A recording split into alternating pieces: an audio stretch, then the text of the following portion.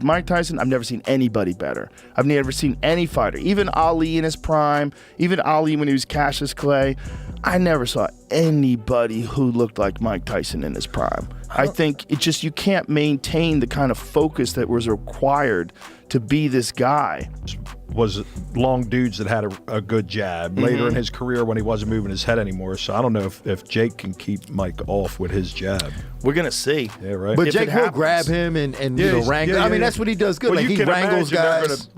Tyson's people are going to be in the back saying, don't let him, wrestle us. He'll be wrenching those fucking arms the way he used to. Joe Rogan has leaked new Mike Tyson versus Jake Paul sparring footage. Meanwhile, Carl Froch recently stated in an interview that Tyson is too old to be in the ring. Froch, a former middleweight world boxing champion, also criticized Jake, calling the YouTuber-turned-boxer that much of a bit, and accusing him of annoying people for having fought against opponents significantly lighter than him thus far. In addition, he was questioned about his comments on Paul's desire that Tyson's fight remain on his career record. Froch said, "That's just to create more of a fucking stir. That's just to piss more people off. My only beef with Jake Paul is that he can't really fight. He's not a professional boxer. He's not even in shape. He looks fleshy. He's got a layer over him. He doesn't look chiseled, and I don't know if he takes the training seriously." Froch further added, "When Paul has got a 2 or 3 stone weight advantage on these guys he's fought so far, it's a mismatch. It's unfair. He's got an unfair advantage when he fights. He's that much of a bitch. He makes it so he's so much heavier than his opponent. He's got such an advantage." Tyson has battled at 220 pounds, heavyweight, which is unrestricted, while Paul has fought at about 200 pounds, cruiserweight. Prior to the fight's rescheduling, Paul allegedly stated that he intended to bulk out to 240 pounds before trimming before the fight. After his last professional bout in 2005, the 58-year-old former undisputed champion told the audience that he had lost his fighting spirit and his savagery. George Foreman, who stopped boxing 10 years ago and came back to win a world title at the age of 45, is one man who has experience with comebacks. NY Fights made the argument to Big George that Tyson ought to be able to drop and stop Paul even at this age. His response was lucid. He said, "Jake Paul is no pushover, and he is not afraid of any of these guys. Time is on his side. So happy for Mike Tyson. He needed this excitement in his life. Everyone is talking about it." Answer to your question, no. Foreman cautioned Tyson in a separate article with USA Today, continuing to compliment the younger fighter. He said, "Be careful with Paul. Only because Paul has tricks. Tyson gets hit with one punch at his age, you start to hear funny noises." In a first for the sport, Tyson and Paul will battle over 8 2-minute rounds while wearing 16-ounce gloves. Meanwhile, Mike Tyson has been urged to back out of the upcoming fight out of fear for his health. Paul's sparring partner and Tommy Fury's former rival, Anthony Taylor, reveals this. Taylor has been collaborating with the problem child since the inception of Paul's 5-year boxing journey. At 58, the legendary heavyweight champion is set to make a remarkable comeback to the ring this November to face Paul. However, this professional bout raises significant health concerns, and Taylor only sees it going one way, stating that Paul's strength could easily cause Tyson to suffer a concussion. Taylor told Instant Casino, "Mike Tyson needs to take a leaf out of KSI's book and pull out of his fight against Jake Paul. I've worked with Jake behind the scenes, and trust me, you haven't seen what he's capable of. Tyson is a lamb to a slaughter. I worry about a concussive ending because Jake is a real fighter now." Tyson had to postpone their scheduled July 20th date due to an ulcer flare-up. Although he hasn't fully returned to training, he has made intermittent visits to the gym since that date, gradually ramping up his preparations for later in 2024. Paul, who is in the peak of his physicality, defeated Mike Perry and now has 11 wins under his belt. Taylor further added, "I've known him for 5 years, and he's developed into a real fighter. When Tyson tires, Jake will make Tyson pay. Jake's cardio is next level. Did you ever see Homer Simpson bide his time, soak up a bit of punishment, and then knock over his exhausted opponent? Well, Mike's 58, and he's going to get tired real quick." Undoubtedly, Tyson's extensive experience far surpasses Paul's, marked by his ferocious hitting prowess during his prime, which catapulted him to the pinnacle of boxing as the undisputed champion. He was often sharing training videos from his camp, seemingly showcasing his terrifying power in brief flashes. Additionally, Paul has declared he will deliver the decisive blow and implied he has the strength to rival the legendary puncher. He mentioned, "I know I will be able to. I'm a natural-born heavyweight. This is what I was born to do. Move up into this weight class and show Mike who has more power because he's underestimating me, and I believe I hit harder." Paul further added, "I know it's going to be tough. I know I'm going to have to fight through adversity adversity. I know I might even go to the canvas. I'm scared, don't get me wrong, but it's not about the fear stopping me. It's about going into it, even though I am scared. That is what true bravery is. Moreover, Tom Aspinall has weighed in on Jake Paul, and his thoughts are unexpectedly intriguing. Fresh off his victory over Curtis Blades at UFC 304, the British fighter now has his sights set on John Jones. In the meantime, while awaiting his well-deserved title shot, Aspinall has shifted his focus to Jake Paul, alongside Carl "Cobra" Froch, who has shown a keen interest in the controversial boxer. Aspinall, though, offered the four-time world champion some other guidance. See what he had to say then. On the show, Honey Badger engaged the former unified IBF and WBA super middleweight champion in a lively discussion about UFC and other topics. During their conversation, the subject of the problem child came up, and Froch expressed his interest in a potential match with him. Aspinall said, "If you want my honest opinion, I think you are above that. I don't think you should not fight Jake Paul." Froch suggested that there was a lot of money in it, and the UFC interim heavyweight champion consoled, saying he already has money. Froch then said, "And I won't want to get punched in the head by anybody who would seriously punch because my health is more important. But I just think Jake Paul is an easy workmate." This is when Aspinall confessed that Paul might be better than he originally estimated, but he is not good if compared to a boxing world champ. He said, "In all honesty, he is better than I originally thought, but if you compare him to like an actual boxing world champion." Aspinall, however, cautioned Mike Tyson about his bout with Jake Paul, viewing it as a significant risk. Tyson, nearing 60, faces a considerable age gap against the 27-year-old Paul. Adding to the concerns, the fight's delay was attributed to Tyson experiencing an ulcer flare-up just weeks before the scheduled date. However, Aspinall had once complimented Jake in 2022. Let's take a look. The ex-Disney star has transitioned into boxing, clinching victories in the majority of his matches. This shift has sparked considerable buzz in the combat sports community, drawing attention from figures like Tom Aspinall. Lately, Aspinall's perspective on Paul has shifted, leading him to question Paul's legitimacy as a true boxer. Interestingly, back in 2022, Aspinall had praised the star. He said, "I think what he has done, for me, I can't help but be impressed by that. Like, I think it's good. And I like the way it might be controversial, but I quite like the way he carries himself. If it's not for me, I wouldn't do that. But he and I are different people, so I like it." Conversely, he's drawing inspiration from the world of boxing, a realm where Paul excels. For UFC 304, he adopted an unconventional strategy by rising at 4 a.m. to acclimate his body to the event's schedule. In an interview on MMA Hour, he revealed his early morning routine included shadowboxing amidst hay bales. Additionally, he immersed his hands in petrol for 20 minutes, aiming to toughen his knuckles. Now we know that Mike Perry and Nate Diaz are two MMA fighters who have recently been added to Jake Paul's list of boxing victims. Last year, Paul squared off against Diaz in the ring. The Stockton fighter emerged as one of the most formidable challengers the brash American had encountered, yet ultimately fell short, succumbing to a unanimous points decision. The problem child next faced off against two professional boxers, Andre August and Ryan Borland, who were widely considered underdogs. However, both fighters met the same swift end, each falling to a first-round stoppage. And we know that Perry was floored multiple times before the referee finally called an end to the bout in the 5th round. The two former UFC fighters are now focused on the Tyson fight, and their predictions for its outcome are drastically different. Speaking on Paul's podcast, Perry thinks that when it comes to fight night, his former opponent's youth will be the decisive factor. He said, "I think Jake wins. I think he is younger, and I think he is doing the right things as far as what his team has him doing. It works. I wasn't able to add anything up on him. I wasn't able to have him punch himself out. I wasn't able to get him on the ropes where I could release a flurry. And at 58, Mike's age is something I'm thinking about. I think Jake gets that." However, when Inside Fighting approached Diaz to make a prediction, he vehemently insisted that the great boxing hero will win. Nate, what do you give you there? Doc tag? What is that? That's for soldiers, baby. You already know what's up. Soldiers, nice. From Charles Rosa, UFC veteran. Hey.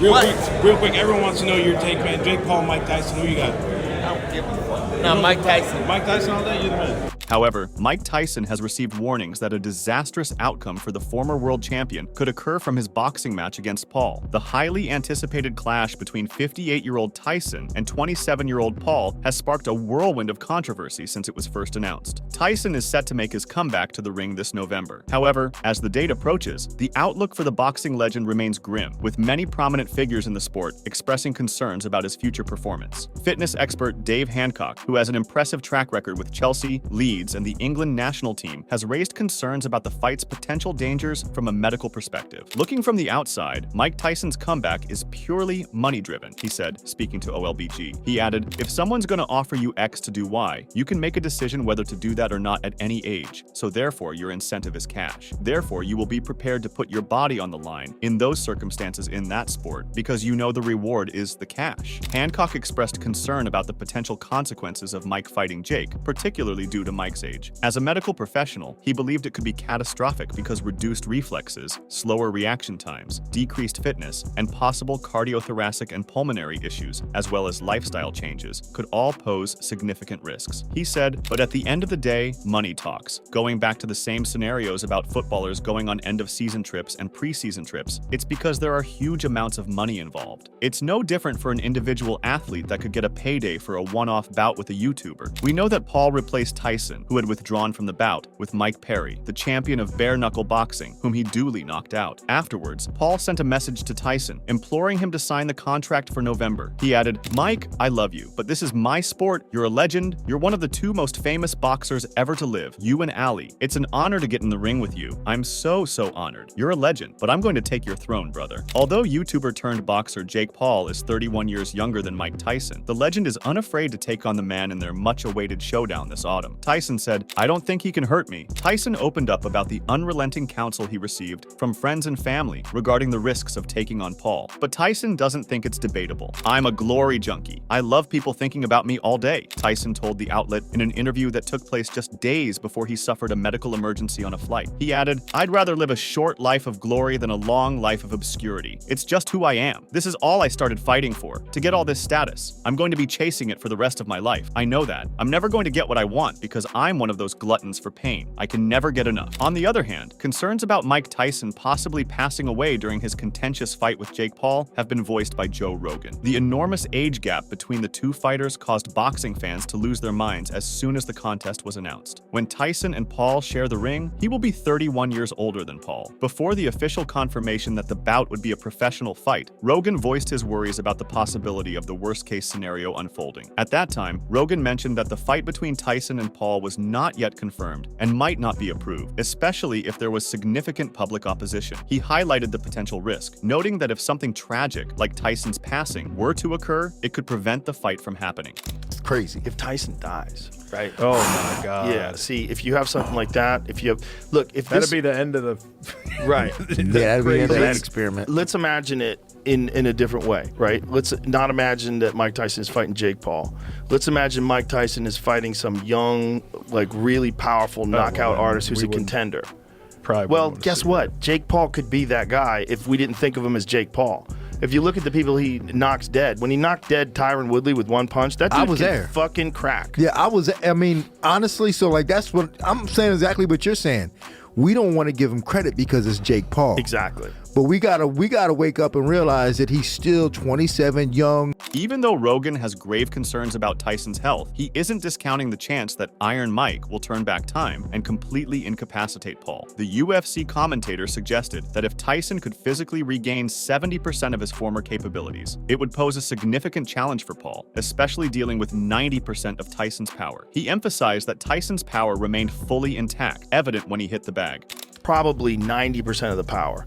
70% of the physical ability and 90% of the power, because the power's not gone. You see it when he hits a bag. Yeah, he's You still see- got the power. The power's there, 100%. But he's had a bunch of back issues.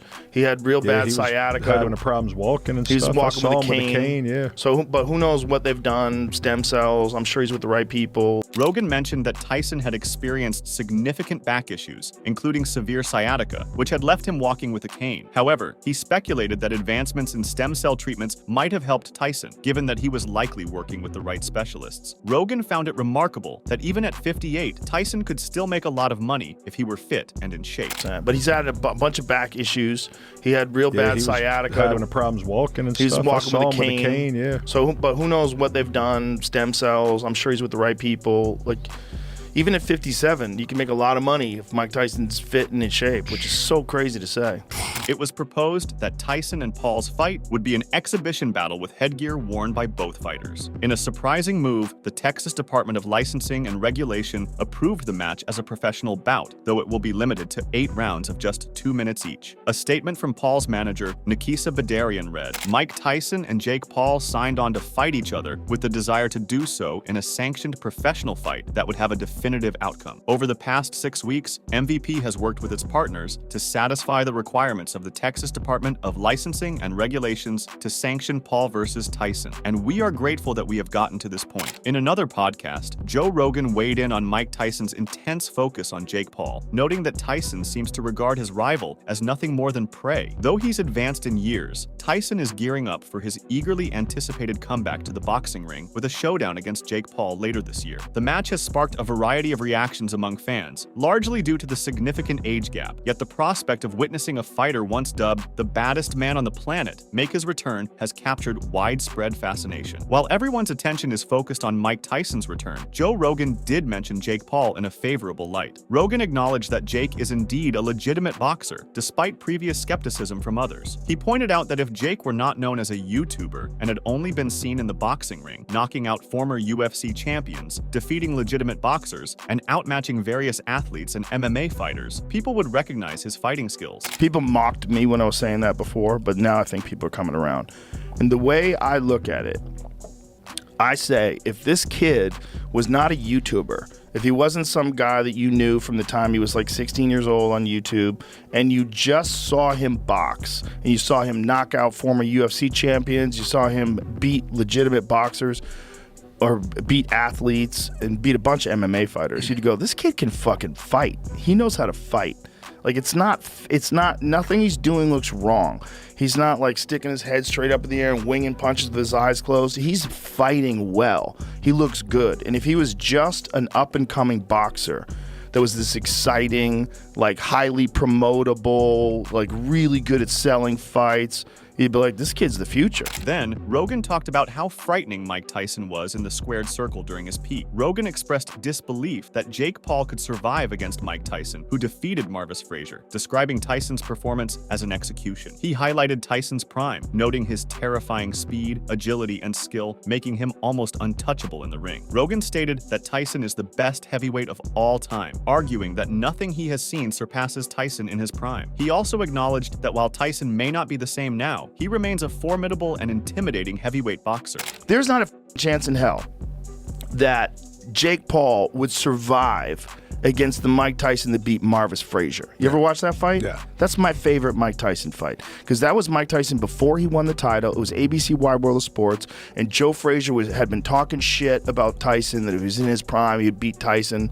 And so he had his son fight Tyson, and it was an execution. It was an execution. In his prime, where he was terrifying. He was so fast, and he would do angles, and he was bobbing and weaving. You couldn't hit him, and he was just coming at you. And he was young. He was 20 years old at the time. He couldn't be stopped. No one had the solution. And I submit that Mike Tyson, the Mike Tyson that won the title against Trevor Berbick, the Mike Tyson that beat Larry Holmes, I think that Mike Tyson is the best heavyweight of all. Later, Joe Rogan discussed Mike Tyson's remarks regarding Jake Paul and the elite mindset of the former heavyweight champion. Rogan described Mike Tyson's mindset as having shifted into a war mentality. During an interview, Tyson had mentioned that he was eating raw meat as a preparation for fighting, metaphorically referring to his opponents as raw meat. Rogan emphasized that Tyson was in a god of war and savage mode, suggesting that Jake Paul would be understandably terrified in the face of such intensity. You know, like Mike Tyson's mind has switched over into war. Like, he was doing this interview, and someone said to him, he goes, you look like you're in your 20s. Like, what are you doing? He goes, I just eat raw meat. He's like, I'm eating raw meat. He goes, you're eating raw meat? He goes, yeah, I'm eating raw meat. He goes, because that's what I'm going to eat when I fight. I'm going to eat him. It's raw meat. Yeah. I was like, Jesus Christ. He's in this fucking mode. He's in that God of War mode. And that he's still got that in him. And I'm telling you, if you keep giving that guy hormones and you keep giving that guy supplements and he's constantly training, here it is. Look at this. What are you eating? Raw meat. Seriously, Mike, you're eating raw meat? Are you swallowing it, or remember you used to spit that stuff out? I'm gonna have to eat it now because my opponent's gonna be raw meat. That's right. Do you look like 20 years old? No. Later, Rogan recalled how Mike Tyson unintentionally had him resize the table in his studio. Rogan recounted how Tyson's presence was so intimidating that it led him to change the size of the podcast table. Initially, he had a larger table for a more relaxed setting, but after Tyson appeared at 300 pounds, enjoying himself and smoking weed, Rogan decided to make the table smaller for a more intimate setup. When Tyson returned for a second podcast, having transformed his physique to 230 pounds and developed prominent forearm muscles after training for his fight with Roy Jones Jr., he presented a significantly different and more imposing presence. You're clearly seeing he's terrifying when he's in the zone. I changed the shape of the table because of him. This table was, we had the table that was this size at the old studio, and at the new studio, I was like, maybe we'll make the table smaller. It'll be more intimate. It'll be closer to the guest. So we had Mike Tyson in when he was 300 pounds. And he was just eating and having fun and smoking weed. He goes, I don't even work out. He goes, if I work out, it'll excite myself. It'll excite my ego. And then I don't like that person. So he just decided that he was just going to be chill Mike Tyson. And then he got this offer to fight Roy Jones Jr. Yeah. So he gets in insane shape. And the next time I see him, the second podcast we do, Mike now weighs 230 pounds, and he's got these muscles in his forearms. So he's sitting there, and he's a different human. He's so intense. Rogan remarked that Tyson's intense presence made him feel that being closer to Tyson at the podcast table would make him nervous and affect his performance. He explained that the table's width was chosen to maintain some distance for his comfort. Rogan referenced Kevin Hart's comparison, describing being around Tyson as akin to being in a room with a lion. Forearms. So he's sitting there, and he's a different human. He's so intense that I was like, if this table was closer to him, I would be nervous. Like, I wouldn't be able to do my best job as a podcaster. That's the reason why this table is this width. This is the second podcast I did with Mike Tyson. Even Jamie, when Mike left, Jamie's like, that's a different person. It's a totally different person, right? The whole time. I was so glad I was close to the door. Hoping he went for you first. He was so intense. And that was a fight with Roy Jones Jr., where he just decided, to have one more Legends fight. Rogan acknowledged that he is curious to watch how the Mike Tyson versus Jake Paul situation turns out. Rogan expressed his anticipation for the fight between Mike Tyson and Jake Paul, noting that it would attract significant attention. He acknowledged that while any fight involving Jake would draw viewers, this particular matchup with Tyson would likely capture an even larger audience. Rogan pointed out that older fans were eager to see Tyson's performance, urging him to give it his all. He believed the fight would be a genuine, high-stakes contest, not just an exhibition, as it would count on their professional records. I'm curious. I'm going to watch the fight. We're all going to watch the fight. Yeah. I'm going to watch it. I mean, it's a brilliant move by Jake because, if he was going to fight anybody else, people would watch, but would the same amount of people watch? No. This is the one. And this is the one where the old heads are all sitting around going, well, fucking wait till he gets a hold of Mike Tyson. Boy, he's going to regret that. And all the old guys are pulling for him come on, Mike. Come on. One more. You got one more in you. Well, I think we see a different Mike Tyson than we did when he fought Roy Jones, right? I think the Roy Jones fight, they made an agreement not to punch in the head. I'm pretty sure. Because I watched that fight carefully many times, and it never looked like he was targeting Roy's head case. I think this fight is going to be a real full-bore, 100% fight. It's not even an exhibition. Mm-hmm. It counts on their professional record, so it's a professional fight. Oh, okay. Yeah. Is it 8 rounds?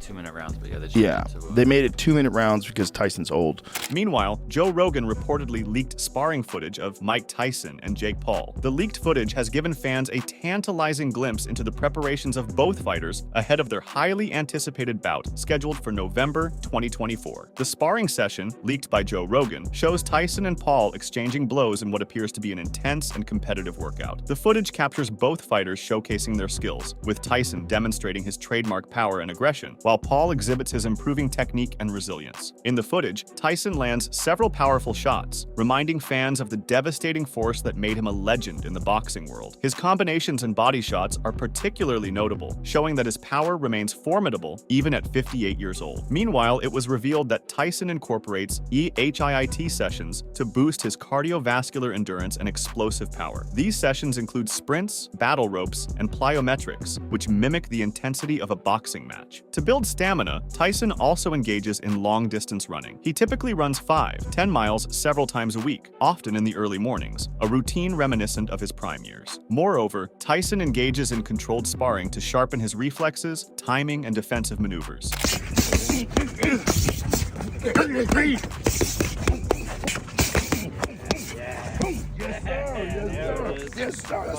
Make sure to check out some of our other videos on the screen if you enjoyed this one.